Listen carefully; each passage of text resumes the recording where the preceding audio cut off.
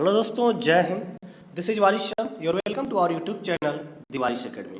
दोस्तों, आज हम पढ़ने वाले हैं संज्ञा किसे कहते हैं, संज्ञा की परिभाषा क्या है और इसके भेद क्या हैं, कितने भेद होते हैं, इन सभी को आज हम जानेंगे। दोस्तों, संज्ञा के बारे में पूरा हम पढ़ेंगे। ये संज्ञा हिंदी का एक बहुत ही इम्पॉर्टेंट चैप्टर है ये, और ये सभी लेखपाल, यूपीएससी, पीसीएस, प्री, मेंस और जितने भी UP TET, C TET, super TET सभी परीक्षाओं में यहाँ से प्रश्न बनते हैं। दोस्तों, तो चलिए शुरू करते हैं बिना देर किए। दोस्तों, हम शुरू करेंगे संज्ञा की परिभाषा क्या है। पहले तो संज्ञा की परिभाषा, डिफिनेशन ऑफ नाउन देखेंगे। किसी भी व्यक्ति, वस्तु, स्थान, जाति के नाम को संज्ञा कहते हैं। क्या हमने देखा? किसी भी व्यक्ति, वस्तु, जाति, भाव या स्थान के नाम को संज्ञा कहते हैं। जैसे मनुष्य, मनुष्य क्या है? जाति है। अमेरिका, भारत ये स्थान है। बचपन, मिठास ये क्या है? भाव है। किताब, टेबल ये वस्तु है। इन सभी के नाम को, अर्थात जो किताब, टेबल, बचपन, मिठास, अमेरिका, भारत, मनुष्य है, इसे ही हम क्या कहेंगे? संज्ञा कहेंगे। अर्थात किसी भी जाति, स्थान, भाव और वस्तु के नाम को ही क्या कहते हैं? संज्ञा कहते हैं। दोस्तों, ये इसकी परिभाषा हो गई। ठीक है, चलिए आगे देखते हैं संज्ञा के भेद कितने होते हैं। दोस्तों, संज्ञा के भेद देखेंगे, काइंड्स ऑफ नाउन या संज्ञा के प्रकार देखेंगे हम। ठीक है, तो संज्ञा के 5 भेद होते हैं। कितने भेद होते हैं? संज्ञा के टोटल 5 भेद होते हैं। दोस्तों, कौन कौन होते हैं? पहला होता है व्यक्तिवाचक संज्ञा, व्यक्तिवाचक संज्ञा। दूसरा होता है भाववाचक संज्ञा। तीसरा जातिवाचक संज्ञा। चौथा है द्रव्यवाचक संज्ञा, या इसे हम कहते हैं पदार्थवाचक संज्ञा। द्रव्यवाचक संज्ञा को ही दोस्तों हम पदार्थवाचक संज्ञा भी कहते हैं। अगला होता है 5वां समूहवाचक या समुदायवाचक संज्ञा कहते हैं। ठीक है, तो 5 भेद हमने देखा। व्यक्तिवाचक संज्ञा, भाववाचक संज्ञा, जातिवाचक संज्ञा, द्रव्यवाचक संज्ञा और समूहवाचक या समुदायवाचक संज्ञा होता है।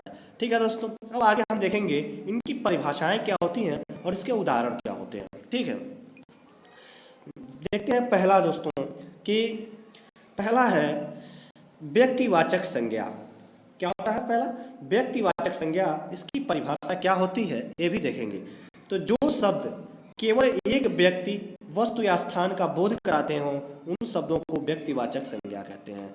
अर्थात जो शब्द केवल एक व्यक्ति, जो शब्द केवल एक व्यक्ति, यहाँ पर लिखा हुआ है केवल एक व्यक्ति, वस्तु, स्थान का बोध कराते हों, उसी को क्या कहते हैं?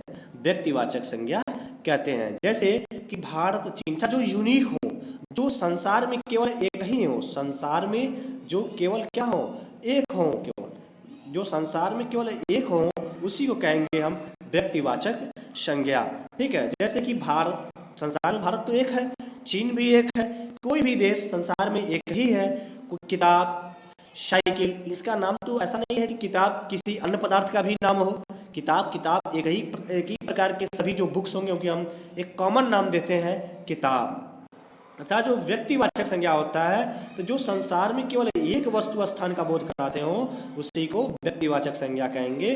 जैसे कि भारत, चीन स्थान हो गया, किताब, साइकिल ये वस्तु का उदाहरण हो गया, और सुरेश, रमेश, महात्मा किसी भी व्यक्ति का नाम जो है वो व्यक्तिवाचक संज्ञा के अंतर्गत आता है। दोस्तों, ठीक है, आगे हम देखेंगे कि व्यक्तिवाचक संज्ञा के उदाहरण क्या है। इसके उदाहरण भी हम कुछ समझ लेते हैं। जैसे रमेश बाहर खेल रहा है, ये वाक्य आपको मिल गया, सेंटेंस आपको मिल गया कि रमेश बाहर खेल रहा है। इसमें पूछेगा कि ये कौन से व्यक्तिवाचक संज्ञा, कौन से संज्ञा का उदाहरण है। तो आपको देखना होगा रमेश शब्द जो है ये किसी व्यक्ति का नाम है, और जब व्यक्ति विशेष की बात की जाती है दोस्तों, तो वहाँ पे आपको व्यक्तिवाचक संज्ञा होता है। दोस्तों, ठीक है, जैसे महेंद्र सिंह धोनी क्रिकेट खेलते हैं, ये कौन सा संज्ञा का उदाहरण है?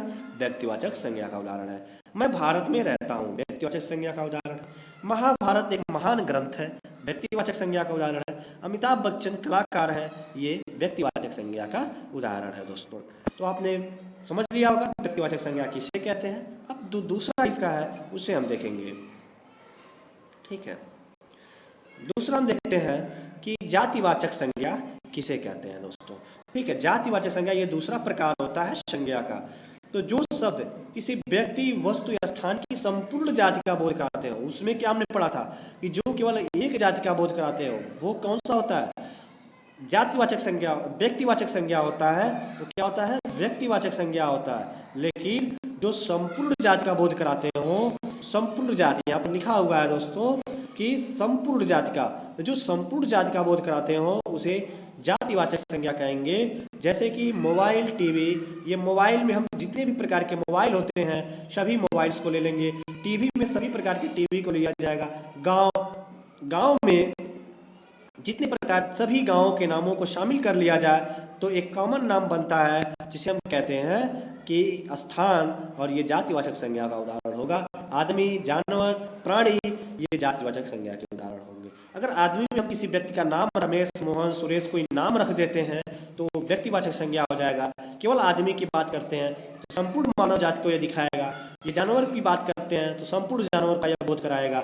अगर एक विशेष जानवर की हम बात करेंगे, शेर मान लीजिए हमने कह दिया, तो शेर क्या हो जाएगा?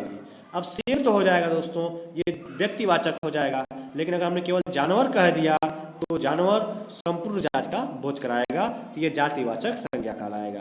तो जो संपूर्ण जाति का बोध कराते हैं उसे जातिवाचक संज्ञा के अंतर्गत रखा जाता है दोस्तों।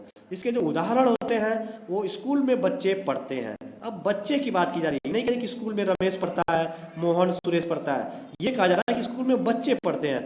बच्चे क्या है? जितने भी जो है जन्म से 6 वर्ष 10 वर्ष के बालक होते हैं उन्हें बच्चे कहते हैं। और इन सभी बालक जो क्या स्कूल में पढ़ते हैं तो बात बच्चे की जा रही है, तो एक समुदाय है बच्चों का, इसे जातिवाचक संज्ञा कहेंगे।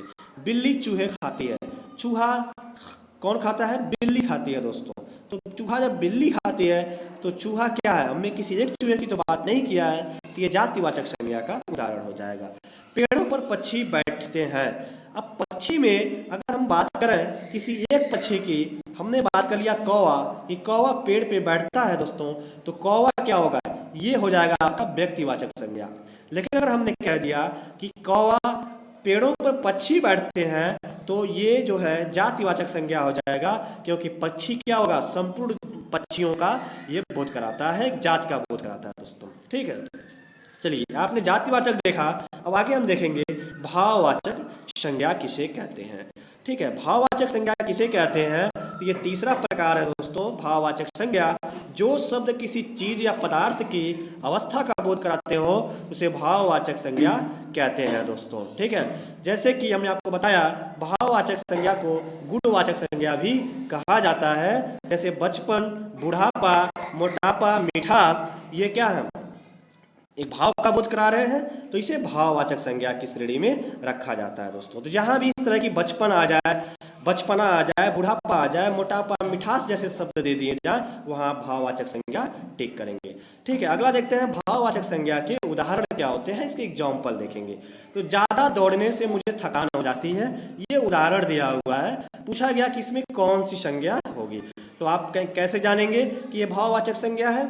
तो ज्यादा दौड़ने से, जहां शेष शब्द आ जाए दोस्तों, आपको एक ट्रिक बता दें, जहां पर शेष शब्द आ जाए वहां पर आप भाववाचक संज्ञा आंख मूंद कर लगा देंगे। जैसे दादा दौड़ने से शेष शब्द आ गया यहाँ पे, तो ये भाववाचक संज्ञा हो जाएगा।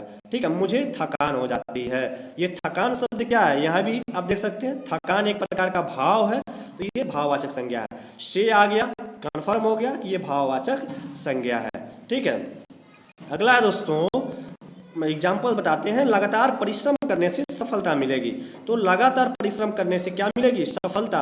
सफलता, विफलता, ये सब क्या है? भाव होते हैं। और भाव जो होता है, अवस्था जो होता है, ये भाववाचक संज्ञा का उदाहरण होता है। यहाँ भी से आया हुआ है, तो ये भी क्या है? इसी का उदाहरण है दोस्तों। ठीक है, चलिए आगे देखते हैं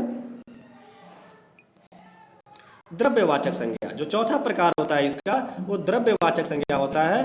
द्रव्यवाचक संज्ञा को हम पदार्थवाचक संज्ञा के नाम से भी जानते हैं दोस्तों। ठीक है, पदार्थवाचक संज्ञा के नाम से भी जाना जाता है। जो शब्द किसी धातु या द्रव्य का बोध कराते हैं, द्रव्य का मतलब होता है, अर्थ होता है पदार्थ, आप इसको याद रखिएगा।